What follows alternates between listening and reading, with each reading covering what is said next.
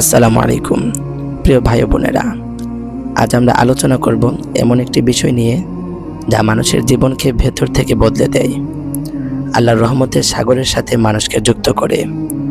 সেই বিষয়টি হলো তাওবা, অর্থাৎ পাপ থেকে ফিরে আসা আর আল্লাহর কাছে ক্ষমা চাওয়া।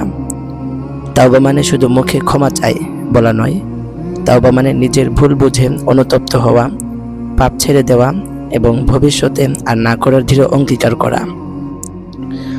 রাসূলুল্লাহ সাল্লাল্লাহু আলাইহি ওয়াসাল্লাম আমাদের শিখিয়েছেন, হে মানুষ, আল্লাহর কাছে তওবা করো, আমি প্রতিদিন তার কাছে 100 বার তওবা করি।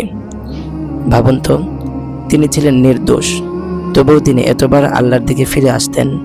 তাহলে আমরা যারা ভুল করি, আমাদের কি অবস্থা হওয়া উচিত? কুরআনের প্রথম তওবার গল্প আমাদের শেখায়, যখন হযরত আদম আলাইহিস সালাম নিষিদ্ধ ফল খেয়েছিলেন, তিনি সঙ্গে সঙ্গে বলেছিলেন, হে আমাদের রব, আমরা নিজেদের প্রতি অন্যায় করেছি। তুমি যদি আমাদের ক্ষমা না করো এবং দয়া না করো, তবে আমরা অবশ্যই ক্ষতিগ্রস্তদের অন্তর্ভুক্ত হব। আল্লাহ তার তওবা কবুল করলেন। আরেকটি আয়াতে আল্লাহ বলেন, নিশ্চয় আল্লাহ তওবাকারীদের ভালোবাসেন। সাহাবীদের জীবনে তওবার কত অনুপ্রেরণামূলক ঘটনা আছে। কাব ইবনে মালিক রাদিয়াল্লাহু তাআলা আনহু একবার এক যুদ্ধে অনুমতি ছাড়া পেছনে থেকে গিয়েছিলেন।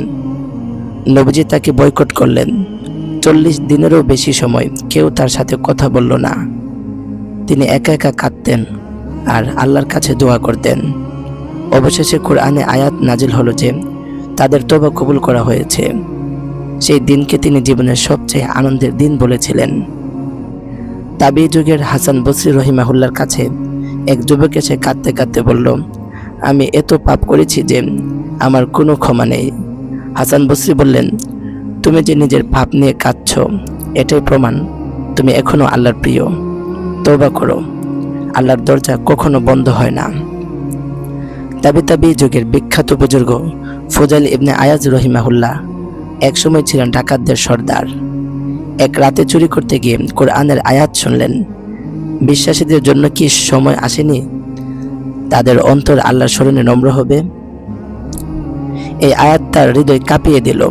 তিনি সাথে সাথে থেমে গেলেন, কান্না করতে করতে বললেন, হে আল্লাহ, আজ থেকে আমি তওবা করলাম। সেই দিন থেকে তিনি আল্লাহর প্রিয় বান্দা হয়ে গেলেন। ইমাম আবু হানিফা রহিমাহুল্লাহর জীবনেও তওবার এক অনন্য শিক্ষা আছে। কেউ তাকে অপমান করলে তিনি বলতেন, হয়তো এই মানুষের কারণে আমার গুনাহগুলো মাফ হয়ে যাবে, আর আমি আল্লাহর কাছে তওবা করি যেন আমার অন্তর সবসময় পরিষ্কার থাকে। ওলি আউলিয়াদের জীবনে আমরা দেখি আল্লাহর রহমতের প্রতি কি অসীম আশা। আব্দুল কাদের জিলানী রহিমাহুল্লাহর কাছে এক পাপী এসে কাঁদতে লাগলো, আমার কোনো ক্ষমা হবে না। তিনি তাকে জড়িয়ে ধরে বললেন, তোমার পাপ যত বড়ই হোক, আল্লাহর দয়া তার চেয়ে বড়। তার দরজা কখনো বন্ধ হয় না। ওই যুবক সেখানেই তওবা করলো এবং নতুন জীবন শুরু করলো। প্রিয় ভাই বোনেরা, তওবা মানে শুধু একবার বলেই শেষ করা নয়, এটি হলো হৃদয়ের গভীর থেকে আল্লাহর দিকে ফিরে যাওয়া। কুরআন বলে, যে তওবা করে, ঈমান আনে এবং সৎকর্ম করে, আল্লাহ তার গুনাহগুলোকে নেকি দিয়ে বদলে দেন। তাই আসুন আমরা সবাই আজই প্রতিজ্ঞা করি, নিজের ভুল বুঝে নেব, কান্না করে আল্লাহর কাছে ফিরে যাব এবং আর পাপে ফিরব না।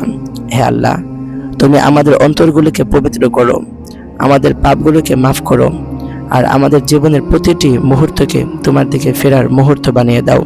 আমিন।